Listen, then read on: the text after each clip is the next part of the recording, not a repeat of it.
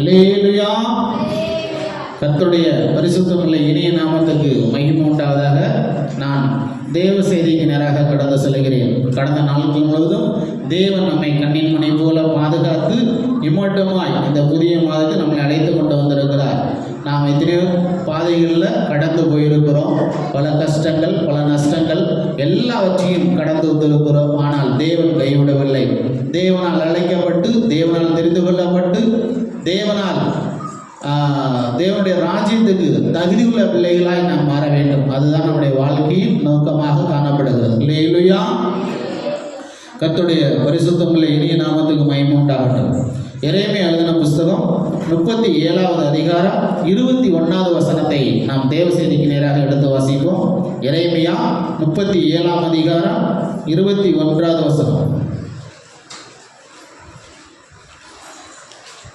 எரேமியா எழுதின புஸ்தகம் 37ஆம் அதிகாரம் 21வது வசனம். அப்பொழுது எரேமியாவை காவற் சாலையின் முற்றத்திலே காக்கவும், நகரத்திலே அப்பம் இருக்க மட்டும் அப்பம் சுடுகிறவர்களின் வீதியிலே தினம் ஒரு அப்பத்தை அவனுக்கு வாங்கி கொடுக்கவும் கட்டளையிட்டான். அப்படியே எரேமியா காவற் சாலையின் முற்றத்திலே இருந்தான்.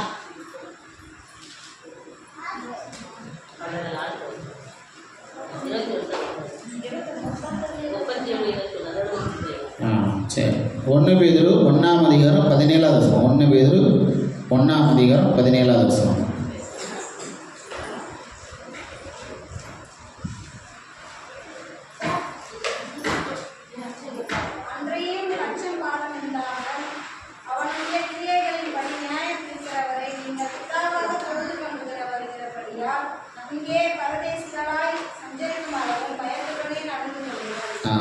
அந்த வசனத்தை மறுபடியும் வாசிங்க. 1 பேதுரு 1:17. அன்றியும் பட்சபாதம் இல்லாமல் அவனவனுடைய கிரியைகளின்படி நியாயந்திருக்கிறவரை நீங்கள் பிதாவாக தொழுது கொண்டிருக்கிறபடியே இங்கே பரதேசிகளால் சஞ்சரிக்கும் அளவும் பயத்துடனே நடந்து கொள்ளுங்கள். கர்த்தருடைய நாமத்துக்கு மகிமை உண்டாகட்டும். நாம் தாயின் கருவறையிலிருந்து அந்த பூமிக்கு வந்திருக்கோம். சரியா? தாயின் கருவறையிலிருந்து பூமிக்கு வந்திருக்கோம். ஆனா திரும்ப அந்த தாயின் கருவறைக்கு போகிறது இல்லை. எல்லாரும் எங்க போறாங்க? மண்ணுக்கு போகிறாங்க. ஆனா நம்முடைய வாழ்க்கையில, நம்முடைய சரீரத்துல ஆவி, ஆத்மா, சரீரம் என்று 3 காரியம். நீங்க என்னை பார்க்குறீங்க, இது சரீரம். இந்த சரீரம் இருக்கு, இதுக்குள்ள ஒரு மூச்சு இருக்கு, இதுக்குள்ள ஒரு ஆத்மா இருக்கு. அதுதான் ஆவி, ஆத்மா, சரீரம். கர்த்தருடைய நாமத்துக்கு மகிமை உண்டாகட்டும். அப்போ இந்த வாழ்க்கை, இந்த பூமியில வாழ்வதற்கு கடவுள் கொடுத்த ஒரு கிருபையும் ஒரு இரக்கமாக காணப்படுகிறது. அப்போ இந்த பூமியில் பிறந்தது மட்டுமல்ல, நாம் வாழக்கூடிய ஒவ்வொரு நாட்களிலும் என்ன செய்கிறோம், என்ன செய்கிறோம், அதைத்தான் அன்றியும் பட்சபாதம் இல்லாமல் அவனவனுடைய கிரியைகளின்படி நியாயம் தீர்க்கிறவரை. அப்போ இந்த பூமியில் பிறந்த ஒவ்வொரு மனிதனுக்கும் நியாய தீர்ப்பு உண்டு. என்ன இருக்கு? நியாய தீர்ப்பு இருக்கு. நியாய தீர்ப்புனா இப்போ கிடையாது. சிலருக்கு இந்த பூமியில கிடைக்கும், சிலருக்கு மரித்து அடக்கம் பண்ணப்பட்ட பின்பு அவனுடைய ஆத்மாவுக்கு கிடைக்கும். இப்போ பையன் நல்லா தான் இருக்கிறான், இப்போ போறப்ப வலிக்கு கீழே விழுந்துடுறான், சும்மா சாதாரணக்கு. அப்போ எல்லாம் என்ன சொல்லுவாங்க, பேசின பேச்சுக்கு விழுவான், இன்னும் விழுவான் அப்படின்னா. வாழ்க்கையில கொஞ்சம் நஷ்டம் வந்துருச்சுன்னா என்ன சொல்லுவாங்க, அவன் பண்ண அநியாயத்துக்கு, அக்கிரமத்துக்கு இன்னும் வேணும், இதுக்கு வேணும்னு சொல்லுவாங்க. அப்போ பாருங்க, அவனுடைய தண்டனைக்கு, அவன் செய்த தவறுக்கு இந்த பூமியில என்ன உண்டாகுது? ஒரு தண்டனை கிடைக்கிறது. கர்த்தருடைய நாமம். அதுதான் என்னது? சிச்சை. அதுதான் நியாய தீர்ப்பு. அல்லேலூயா. அப்போ அது இந்த சரீர பிரகாரமாக கிடைக்கக்கூடிய காரியங்கள். ஆனா நம்முடைய ஆத்மாவுக்கு ஒரு நியாய தீர்ப்பு இருக்கு. இந்த பூமியில நீங்க மரித்து அடக்கம் பண்ணப்பட்ட பின்பு உங்களுடைய ஆத்மா நியாய தீர்க்கப்படுகிறது. அது நியாய தீர்ப்பு தேவனால் உண்டாகிறது. யாரால உண்டாகிறது? தேவனால். ஆனா இந்த பூமியில் இருக்கிற நியாய தீர்ப்புகள் பணம் கொடுத்தா எப்படியாவது மூடி மறைச்சு சரி பண்ணிட்டு போய் விடுகிறார்கள். அது உலக காரியங்கள், அது சரீர பிரகாரமான காரியங்கள். ஆனா உன் ஆத்மா, உன் ஆவிக்கு ஒரு விலை உண்டு.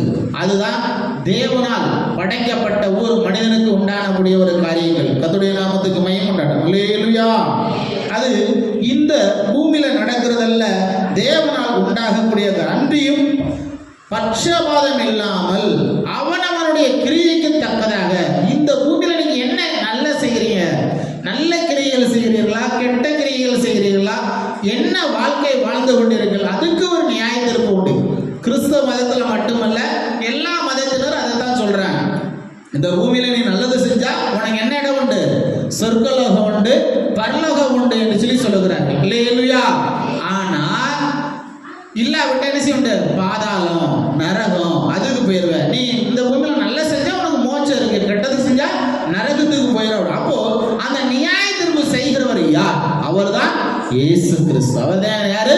இயேசு கிறிஸ்து. அவர் இந்த பூமியில் மனித அவதாரம் எடுத்து மனிதனை போல இந்த பூமியில் வாழ்ந்தார், மரித்தார், அடக்கம் பண்ணப்பட்டார், பின்பு உயிரோடு எழுப்பப்பட்டு இப்பொழுது பரலோகத்தில் வாசம் பண்ணி கொண்டிருக்கிறார். அந்த இயேசு கிறிஸ்து திரும்ப இந்த பூமிக்கு இன்னொரு முறை வருவார். அப்படி அவர் வரும்போது அவர் நியாயபதியாக வருவார். எப்படி வருவார்? நியாயபதியாக, ஒரு ஜட்ஜாக வருகிறார். இப்போ அவர் உனக்காக வாதாடக்கூடிய வழக்கறிஞராக இருக்கிறார். உன் குடும்பத்துல உன் பிரச்சனைக்கு, உன் கஷ்டத்துக்கு அவர் என்ன செய்யறார்? இறக்கப்பட்டு என் பிள்ளை, என்னுடைய பிள்ளை என்று சொல்லி உனக்காக உதவி செய்கிறார். அதுக்காகத்தான் நீங்க என்ன செய்றீங்க? சர்ச்சில் வந்து பிரேயர் பண்றீங்க. நீங்க என்ன பாவம் செஞ்சாலும், என்ன அநியாயம் பண்ணாலும், என்ன அக்கிரமம் பண்ணாலும் அவைகளிலிருந்து தேவன் என்ன செய்கிறார்?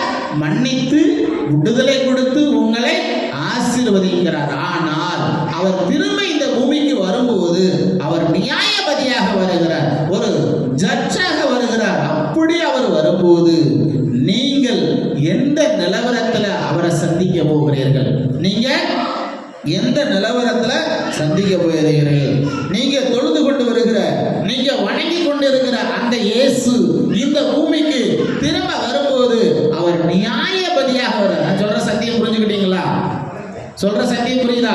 நீங்க வணங்கக்கூடிய, நீங்க ஆராதனை செய்யக்கூடிய அந்த இயேசு இப்பொழுது உங்களுக்கு அப்பாவா இருக்கிறார், அம்மாவா இருக்கிறார், தூய ஆவியாக இருக்கிறார், துணையாக இருக்கிறார், எல்லாவற்றுக்கும் எல்லாமாக இருக்கிறார். அது இந்த பூமியில நீங்க வாழ்ற நாள் வரைக்கும். ஆனா இந்த பூமியில நீங்க வாழக்கூடிய நாட்கள் எத்தனை காலங்கள்? கொஞ்ச காலம். ரொம்ப நாளை யாரும் உயிர் வாழ முடியாது. மிஞ்சி போனா 100 வருஷம், அதுக்கு மீறி வாழ முடியாது. இந்த பூமியில உங்களால என்ன செய்ய முடியாது? உயிரோட வாழ முடியாது. அதுக்கு பின்பு நீங்க மண்ணுக்கு போய்தான் ஆக வேண்டும். அல்லேலூயா. திரும்ப தாயின் கருவறைக்கு போக முடியுமா? முடியாது. அப்ப எந்த இடத்துக்கு போகணும்? இந்த மண்ணு தான் உங்களை திங்கும். இந்த மண்ணு சாப்பிடக்கூடிய இந்த இடத்துக்கு தான் நீங்க என்ன செய்றீங்க? ஓடி ஓடி ஓடி ஓடி உழைக்கிறீங்க. என்ன செய்றீங்க? கஷ்டப்பட்டு கொண்டு இருக்கிறீங்க. நீங்க கஷ்டப்படக்கூடிய காரியங்கள் நல்ல காரியங்கள் தான். நீங்க உழைக்கிற காரியம் நல்ல காரியம் தான். இந்த பூமியில உயிர் வாழ்வதற்கு, இந்த பூமியில உயிர் வாழ்ற நாட்கள் வரைக்கும் உண்ண உணவு வேணும், உடுக்க உட வேணும், இருக்க இடம் வேண்டும். இது திருப்தியா கிடைச்சால் போதும். அதுதான் இந்த பூமியில வாழ்ற வாழ்க்கை. ஆனா இதுக்கு தான் மனுஷன் என்ன செய்யறான்? கொலை, கொள்ளை, அநியாயம், அக்கிரமம், ஏமாற்றுதல், வஞ்சிக்கிறது, அபகரிக்கிறது, வைத்தறிச்சல் பெறது, பொறாமப்படுறது, பயங்காட்டுறது, இப்படிப்பட்ட காரியங்களை மனிதர்கள் செய்து கொண்டிருக்கிறார்கள். ஆனா இயேசு என்ன சொல்றாரு? நீ வாழ போறது இந்த பூமியில ஒரு பரதேசிய போல வாழ்ந்து கொண்டிருக்கிற. எப்படி வாழ்ந்து கொண்டிருக்கிற? பரதேசிய போல. எனக்கு பூமி எனக்கு சொந்தம் இல்ல, இந்த வீடு உனக்கு சொந்தம் இல்ல, நீ கட்டின வீடு தான், நீ கெட்ட வீடு தான். எனக்கு தெரிஞ்ச ஒரு பெரிய பணக்காரர், பிள்ளை இல்ல, நல்ல வசதி, பெரிய இது போல பெரிய வீடு கட்டியிருக்கிறார். அந்த ஐயா வீடு கட்டி அந்த ஐயா செத்து போயிட்டார். அதுக்கப்புறம் அந்த அம்மாவுக்கு எழுதவும் தெரியாது, படிக்கவும் தெரியாது. அந்த அம்மா என்ன செஞ்சாரு? ஒரு பையனை தத்தெடுத்து வளர்த்தாங்க.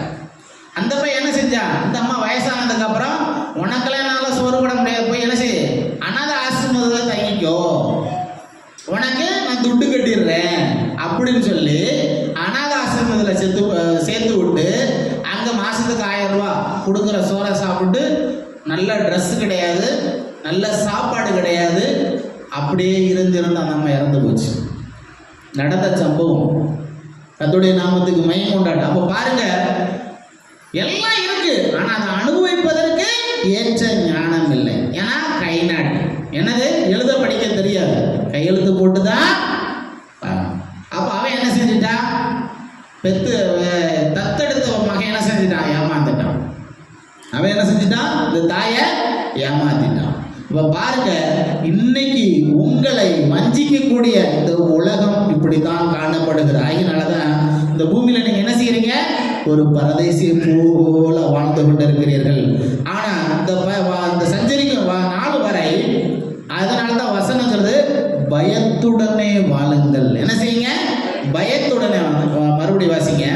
அன்றியும் பட்சபாதம் இல்லாமல் அவனவனுடைய கிரியைகளின்படி நியாயந்திருக்கிறவரை நீங்கள் பிதாவாக தொழுது கொண்டிருக்கிறபடினால, இங்க இந்த பூமியில நீங்க என்ன செய்றீங்க, பரதேசிகளாய் சஞ்சரிக்கும் நாட்கள் வரைக்கும் பயத்துடனே நடந்து கொள்ளுங்கள். அல்லேலூயா.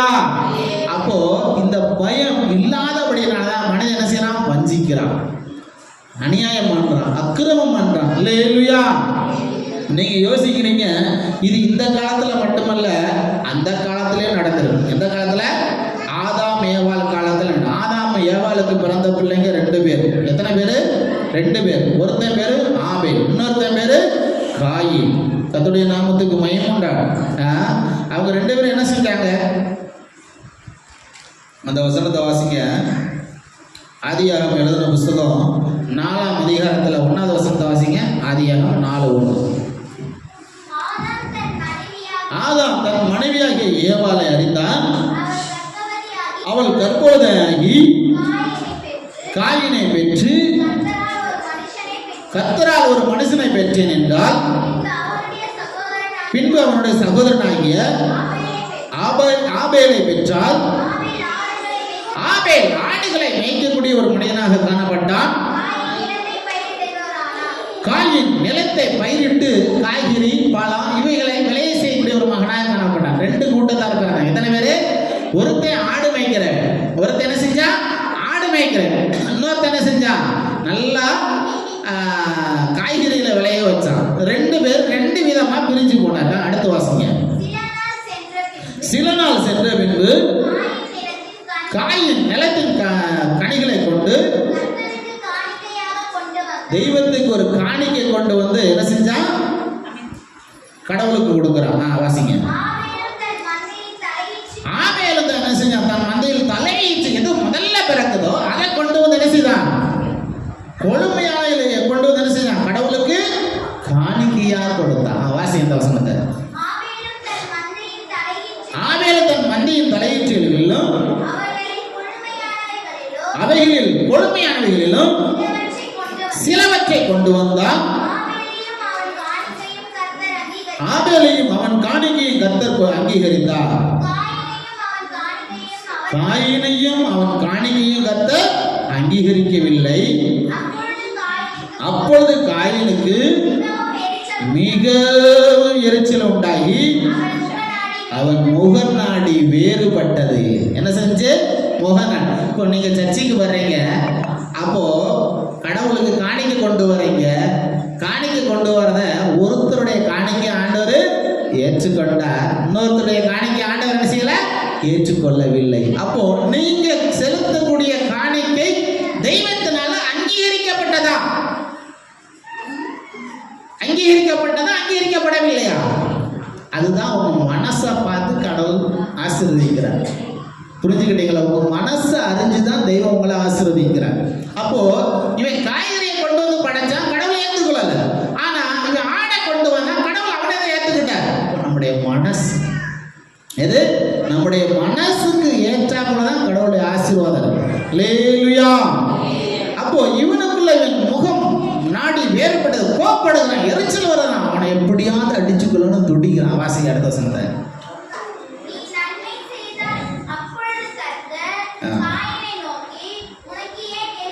உனக்கு ஏன் எரிச்சல் வந்துச்சு, நீ ஏன் உன் முகநாடி வேறுபட்டு காணப்படுகிறது, நீ ஏன் கோபத்தோட இருக்கிற, நீ நன்மை செய்தால் மேன்மை இல்லையோ, நீ நன்மை செய்திருந்தால் வாசப்படியில் படுத்திருக்கும், அவன் ஆசை உன்னை பற்றி இருக்கு, நீ அவனை ஆண்டு கொள்ளுவாய். அல்லேலூயா. அப்போ பிறந்தது ரெண்டு பேருக்கு என்ன ஆசை இருக்கு? கடவுள் என்னை நேசிக்கணும், கடவுள் என்னை அங்கீகரிக்கணும், நான் ஆளுகை செய்யணும், நான் ஆளுகை செய்யணும். அப்போ அப்பவே ஆளுகை இருக்கு. அதுதான் இந்த காலம் வரைக்கும் முக்கியமான காரியம். என்ன அங்கீகரிப்பாங்களா, என்ன ஏற்றுக்கொள்வாங்களா, நான் பெரிய ஆளா இருக்கணும், நான் நடத்தணும், நான் என்ன செய்யணும், பெரிய ஆள். இந்த எண்ணங்கள் சிந்தனைகள் மனதில் இருக்கு. அப்போ நீ அங்கீகரிக்கப்பட வேண்டுமானால், நீ ஆசீர்வதிக்கப்பட வேண்டுமானால், நீ ஆளுமை நிறைந்த ஒரு மகனா இருக்க வேண்டுமானால் உனக்கு என்ன வேண்டும்? தேவனுடைய ஆசீர்வாதம். அந்த ஆசீர்வாதம் இருந்தா தான் நீ என்ன செய்வ? தலை நிமிர்ந்து நிற்கும். எல்லாரும் தலை நிமிர்ந்து நிற்க முடியாது, தலை குனிஞ்சு தான் நிற்கணும். என்ன செய்யணும்? கை கட்டி தான் நிற்கணும். அல்லேலூயா. அப்போ உங்களுக்கு எந்த இடத்துல போனாலும் தலை நிமிர்ந்து நிற்கிறது வேணுமா, இல்லை தலை குனிஞ்சு நிற்கணுமா? யோசிச்சு பாருங்க. அப்போ அதுதான் தேவனுடைய ஆசை. அது அந்த ஆசீர்வாதம் வேணும் வேண்டுமானால் உன்னுடைய இருதயத்தை தேவன் பார்க்கிறார், உன்னுடைய மனப்பூர்வமான காணிக்கையை பார்க்கிறார். நீ கடவுளுக்கு உன் மனசை பார்த்து மனப்பூர்வமா கடவுளுக்கு நீ எதை செய்கிறையோ அதை மனப்பூர்வமா செய்யும் போது தேவன் என்ன செய்யறார்? உன்னை ஆசை. அந்த வசனத்துல 3 கருத்து. தேவன் அங்கீகரிக்கப்பட்ட ஒரு காணிக்கை, தேவனால் ஆசீர்வதிக்கப்பட்ட ஆளுகை, நீ செய்ய வேண்டியது என்ன? நன்மையான காரியங்கள். உன் மனசுக்குள்ள நல்ல எண்ணங்கள், நல்ல சிந்தனைகள், நல்ல யோசனைகள் இருக்குமே ஆனால் தெய்வம் என்ன செய்வார்? நிச்சயம் உன்னை ஆசீர்வதி. அப்ப என்ன செய்யணும்? என்ன செய்யணும்? பயத்தோட தொழுது கொள்ள வேண்டும். எதோட தொழுது கொள்ள வேண்டும்? பயத்தோட. யாரும் பயத்தோட பக்தியோட தெய்வத்தை வணங்குகிறார்களோ அவர்களுக்கு நிச்சயம் ஆசீர்வாதம் உண்டு. அல்லேலூயா, அல்லேலூயா. இப்படிப்பட்ட ஆசீர்வாதங்கள் வேணும் என்றால் தேவனை பயத்தோடு நடந்து கொள்ளும்படி கேட்டுக்கொள்கிறார். கர்த்தருடைய நாமத்துக்கு மகிமை உண்டாகட்டும். அல்லேலூயா. கர்த்தர் கொடுத்த வசனங்களுக்காக கர்த்தரை ஸ்தோத்திரிப்போம். ஸ்தோத்திரம், ஸ்தோத்திரம், ஸ்தோத்திரம். பிதா குமாரன் பரிசுத்தருக்காய் ஸ்தோத்திரிப்போம். ஸ்தோத்திரம், ஸ்தோத்திரம், ஸ்தோத்திரம். ஜெபம்.